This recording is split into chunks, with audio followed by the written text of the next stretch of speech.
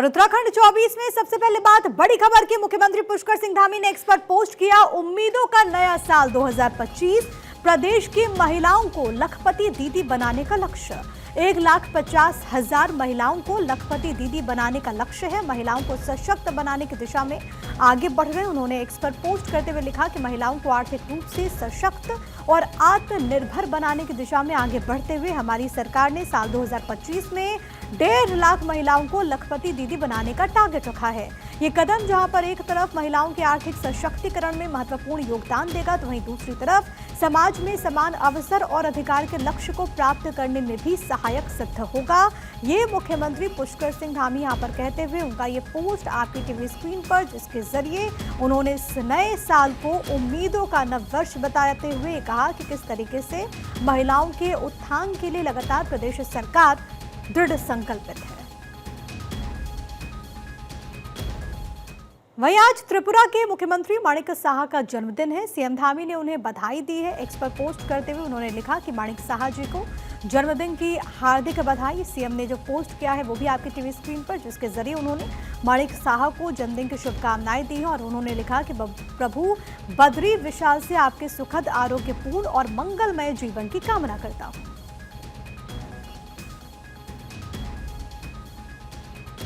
त्रिपुरा के मुख्यमंत्री माणिक साहा का दरअसल आज जन्मदिन है और इसी मौके पर बधाइयों का तांता लगातार लगा हुआ है। और इसी कड़ी में उत्तराखंड के मुख्यमंत्री पुष्कर सिंह धामी ने सोशल मीडिया प्लेटफॉर्म एक्स के जरिए मुख्यमंत्री माणिक साहा को जन्मदिन की बधाई दी है। और सीएम धामी ने एक और वीडियो पोस्ट किया है। पौड़ी गढ़वाल के राज राजेश्वरी मंदिर का ये वीडियो उन्होंने साझा किया और उन्होंने लिखा कि जय मां आदिशक्ति भगवती माता रानी से भक्तजनों के कल्याण की कामना करता हूं। ये मंदिर लाखों श्रद्धालुओं की आस्था का केंद्र है, क्योंकि आपको मालूम है कि हर दिन सीएम धामी की तरफ से एक वीडियो साझा किया जाता है, जिसमें वो उत्तराखंड के जो धार्मिक मान्यताओं से जुड़े हुए जो स्थल हैं उसका वीडियो वो साझा करते हैं और लोगों से अपील करते हैं कि बड़ी संख्या में इन जगहों पर जरूर जाएं और भगवान के दर्शन करें।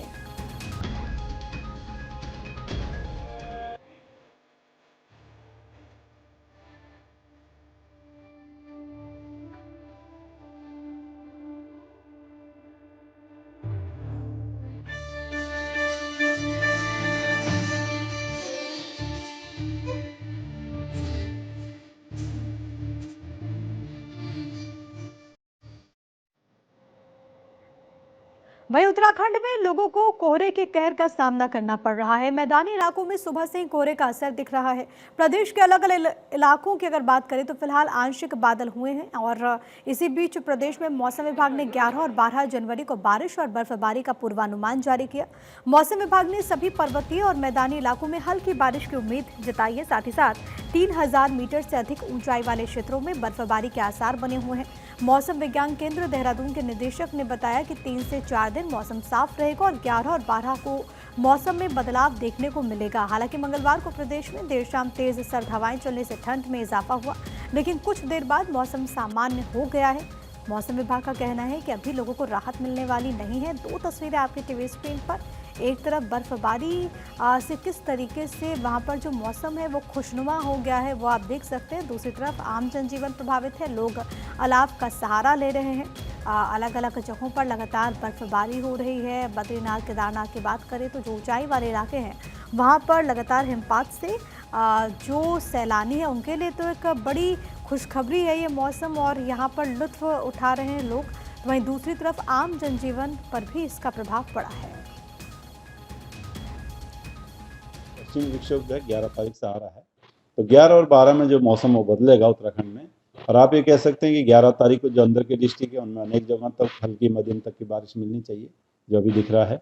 और जो हमारे अन्य डिस्ट्रिक्ट है या मैदानी क्षेत्र है उसमें कुछ जगहों तक में हल्की बारिश की संभावना 11 तारीख को दिख रही है।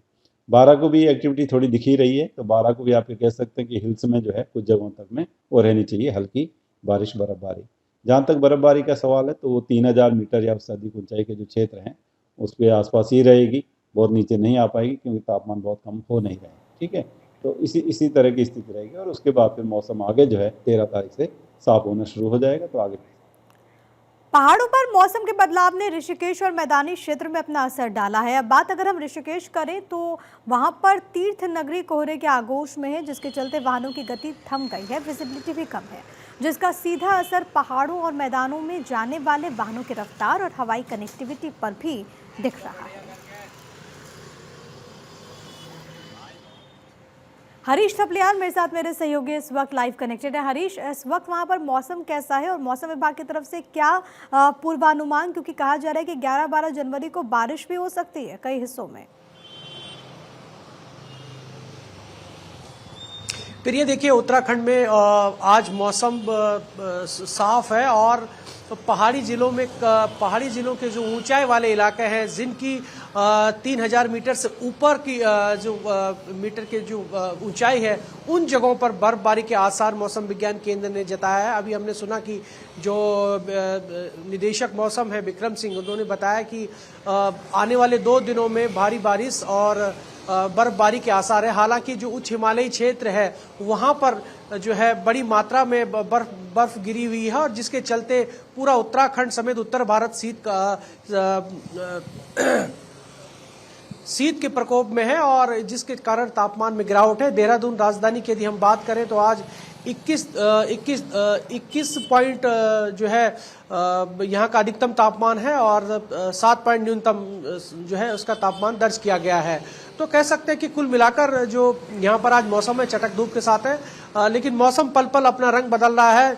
सुबह को कोहरा तो दिन में धूप जो राहत दे रही है, तो वहीं पहाड़ी इलाकों में पाले ने ज्यादा परेशान किया हुआ है। जो पाले ग्रस्त इलाके, प्रशासन की ओर से ऐसी जगहों को चिन्हित किया गया है कि जहां पर पाला ग्रसित है, पुलिस लगातार अपील कर रही है, बाकायदा पुलिस चेकिंग पॉइंट कर रही है। ऐसे लोगों को रोका जा रहा है जिन जगहों पर पाला है। तो समस्या इस बात की है कि जो पहाड़ी जिले हैं, चमोली, पिथौरागढ़, उत्तरकाशी, ऐसी जगहों पर जहां टूरिस्ट भी पहुंच रहे हैं, क्योंकि वहां पर टूरिस्ट इलाके हैं, तो ऐसी जगहों पर पुलिस उनको रोक रही है और ये जानकारी दे रही है कि आगे पाला गिर रहा है। तो ऐसी जगहों पर आप सतर्कता बरतें। यदि निकलना ही है तो जब धूप निकल जाए उसके बाद आप आगे अपने गंतव्य की ओर आगे बढ़ें। बड़ी संख्या में जो खूबसूरत तस्वीरें वहां पर आ रही हैं, बड़ी संख्या में इस बर्फबारी का लुत्फ उठाने के लिए पर्यटक भी वहां पर पहुंचते हैं, पहाड़ों का रुख करते हैं।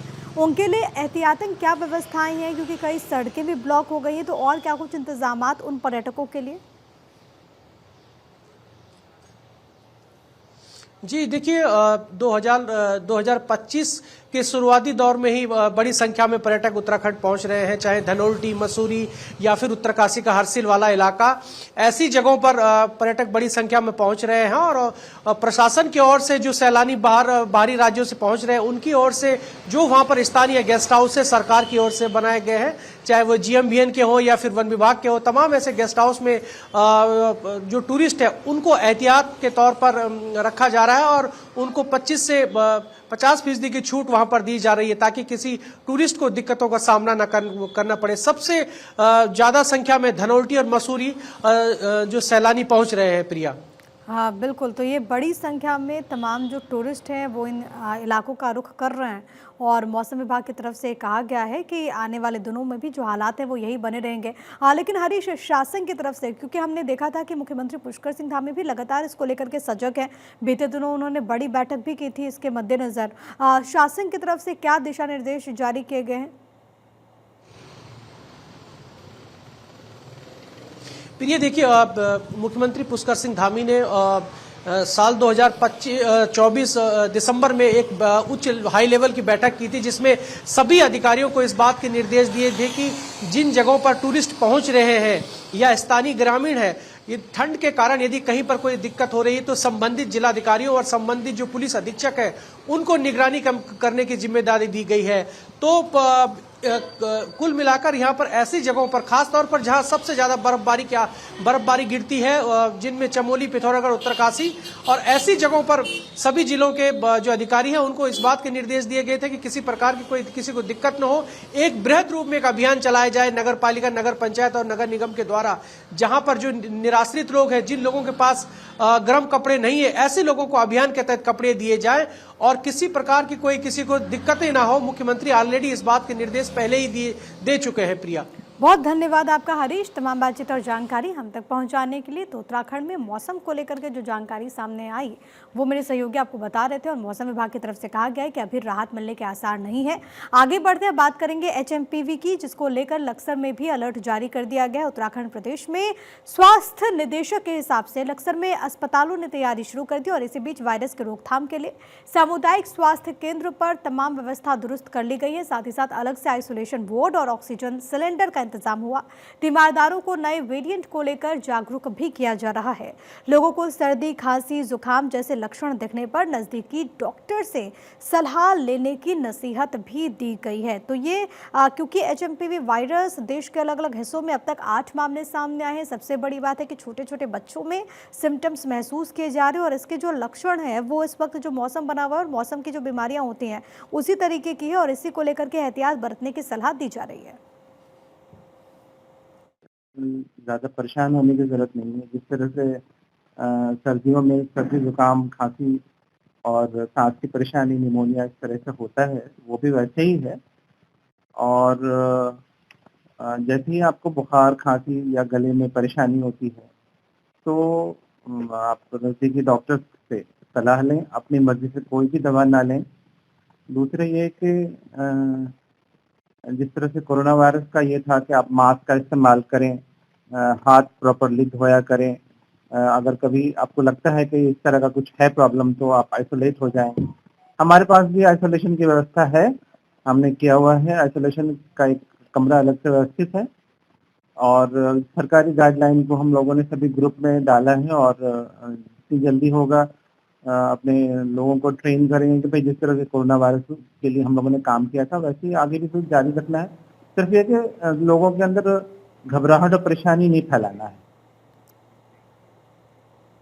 उत्तराखंड के जंगलों में लगने वाली आग को लेकर फायर डिपार्टमेंट ने कई तरह की तैयारियां की हैं और इसी बीच अल्मोड़ा में जिलाधिकारी आलोक कुमार पांडे की अध्यक्षता में एक बैठक हुई। जंगलों की आग को काबू करने के जरूरी दिशा निर्देश दिए गए। संवेदनशील इलाकों का चयन कर इनमें विशेष सतर्कता बरतने के साथ साथ इनोवेटिव पहल करने पर भी बात हुई है। इसी बीच जल निगम और जल संस्थान के अधिकारियों से कहा गया कि जंगल की आग से प्रभावित इलाकों में उनकी पानी की लाइन को मैप किया जाए, जिससे इमरजेंसी में इस लाइन में पानी की सप्लाई को आग बुझाने में आसानी हो। उन्होंने कहा कि अगर ये प्रयोग कामयाब रहा तो इस मॉडल को दूसरे इलाके में लागू कर दिया जाएगा। उन्होंने ये भी बताया कि जंगलों को बचाना हमारा नैतिक दायित्व भी है और इसीलिए सभी अधिकारी सिर्फ ये ना देखें कि उनको सरकारी अधिकारी के तौर पर ही काम करना है, बल्कि सभी अपने कर्तव्य के तौर पर भी कार्य को करें। उन्होंने कहा कि इस काम में जिलाधिकारी से लेकर वन रक्षक, लाइनमैन तक सभी को अपना सहयोग देना होगा। सभी अधिकारी उनके सुझाव भी मांगे गए हैं। रुड़की की बात करेंगे, जहां के ढंढेरा में पेट्रोल पंप के पास एक हादसा हुआ। ऋषिकेश डिपो की बस ने वाहन को ओवरटेक करने की कोशिश की। इसमें 2 बाइक और स्कूटी को अपनी चपेट में ले लिया। हादसे में बुजुर्ग समेत 2 लोगों की मौत हो गई।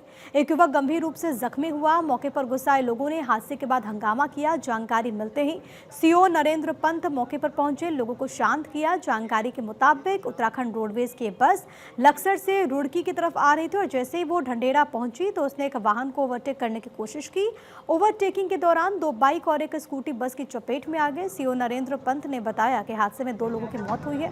आकाश नाम का एक युवक भी गंभीर रूप से जख्मी है, निजी अस्पताल में एडमिट किया गया। दूसरी तरफ हादसे के बाद चालक मौके से भाग निकला। पुलिस ने बस को अपने कब्जे में ले लिया है।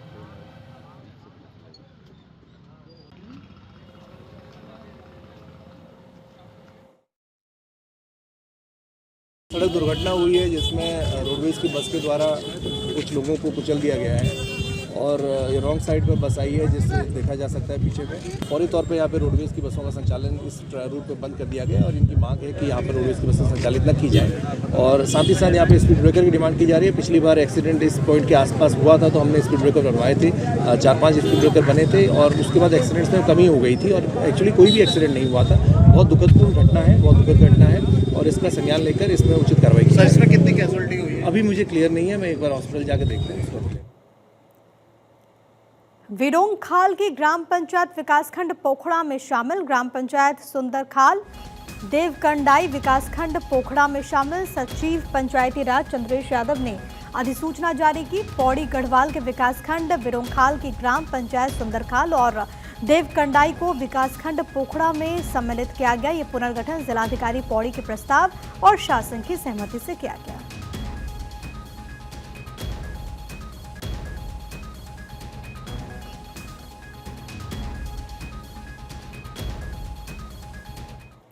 पिथौरागढ़ के लुमती गांव से बात करेंगे। एक जंगली जानवर ने एक शख्स को गंभीर रूप से घायल कर दिया। सूचना मिलते ही एसडीआरएफ की टीम जंगल में सर्च ऑपरेशन पर मौके पर पहुंची। घायल शख्स का रेस्क्यू हुआ। एसडीआरएफ टीम ने घायल शख्स को इलाज के लिए एसएसबी और स्थानीय लोगों के साथ स्ट्रेचर पर लगभग 7 किलोमीटर पैदल मार्ग से होते हुए एम्बुलेंस तक पहुंचाया।